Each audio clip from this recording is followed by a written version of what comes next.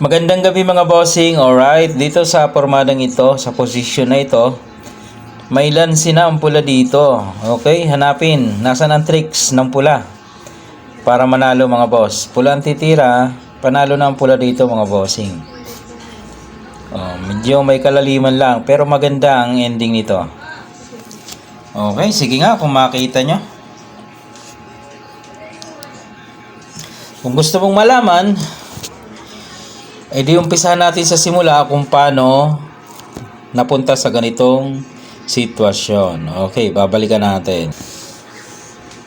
Okay, opening ang pula 416. Ginagaya lang nawala na, pinakain na.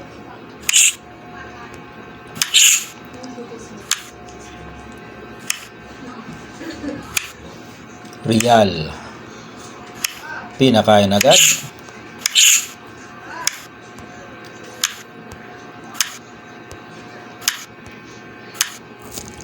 Nagpompyang mamili, atras.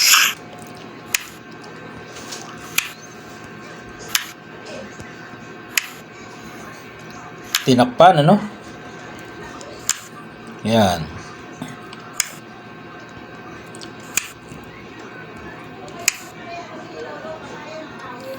So, pula na ang susulong mga bossing.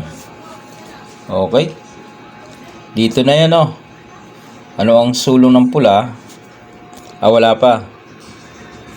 Nag 5-4 pa pala. Yan.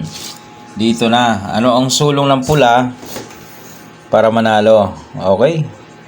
Find the tricks. Ika nga. May tricks ng pula dito mga boss. Ang ginawa ganito lang maganda to, maganda. Ayan. Ibig sabihin, kung dito siya kakain, kain ka ng dos, lamang ka dito. Lamang ka sa pyesa dito, mga bossing. So, malamang, ang kakainin niya dito sa libre. Yan.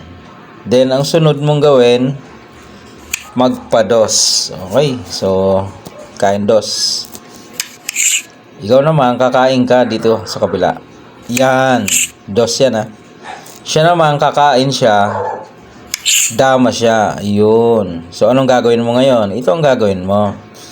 Pakain ka dito. Yan.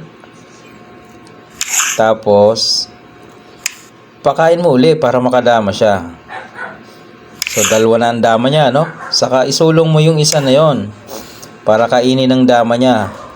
Ito na yung ganti mo. Di ba? Pakain ka diyan.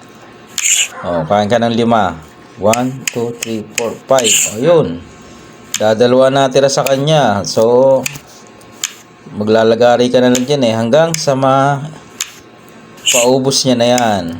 Hanggang matalo. Alright, napakaganda ng tricks. Okay.